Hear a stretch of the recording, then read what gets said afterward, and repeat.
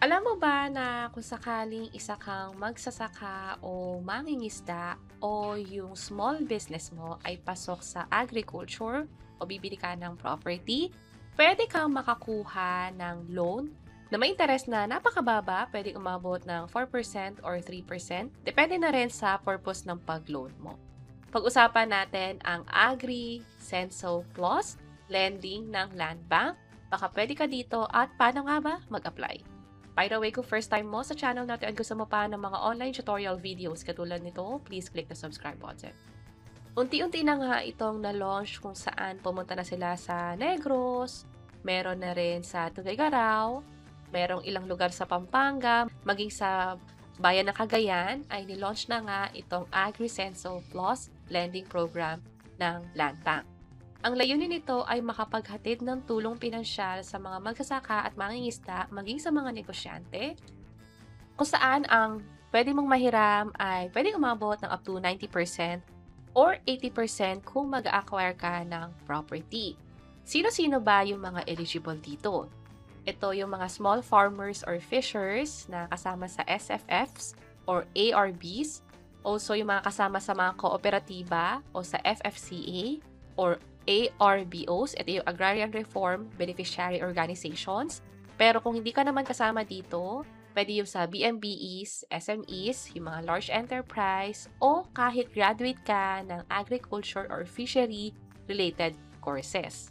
Pero hindi dahil pasok ka dyan, ay pwede nang mag-loan agad-agad.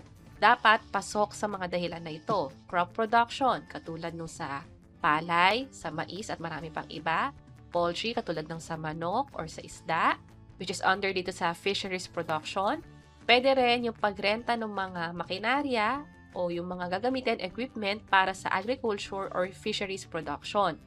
Pwede rin naman yung sa mga assets katulad ng construction or rehabilitation, maging yung pagrenta o pagbili ng lupa, working capital, inaalaw din nila yan, pag-automate or digitalization doon sa sakahan, at iba pang agri-business. Pwede niyong basahin ito, pwede pumunta sa website ng Land Bank para mas ma-double check ninyo bago kayo mag-inquire o pumunta sa Land Bank para maghiram nito.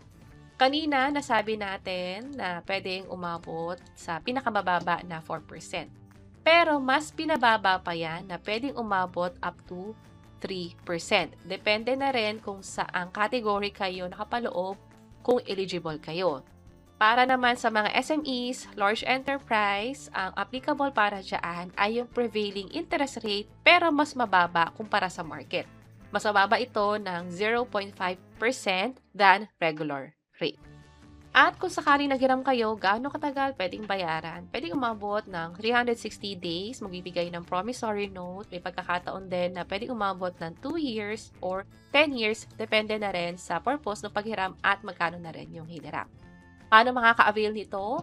Pwedeng hintayin, pwedeng makipag-coordinate sa barangay kung kailan nga ba darating yung sa AgriSenso, o di naman kaya ay pwedeng pumunta sa pinakamalapit na Land Bank Lending Center. Pwede nyong puntahan yung Land Bank branch para mas malaman ito kung saan ba, o pwede mag-email muna sa kanila sa lbppmd1@landbank.com. Again, lahat na pinag-usapan natin ay nasa website nila, landbank.com/agri, and then punta kayo dito sa Agri Lending Programs ng Land Bank website. Mula dito, i-click nyo lang to AgriSenso Plus Lending Program para malaman yung mga detalye kung eligible ba kayo, magkano yung dapat hiramin, pasok ba yung dahilan sa paghiram ko, ano yung interest para sa akin, at iba pang mga detalye ay pwede nyong i-double check dito. And that's it. Sana nakatulong tong video na to. Kung pakiclick ang like button and see you sa mga next videos. Bye-bye!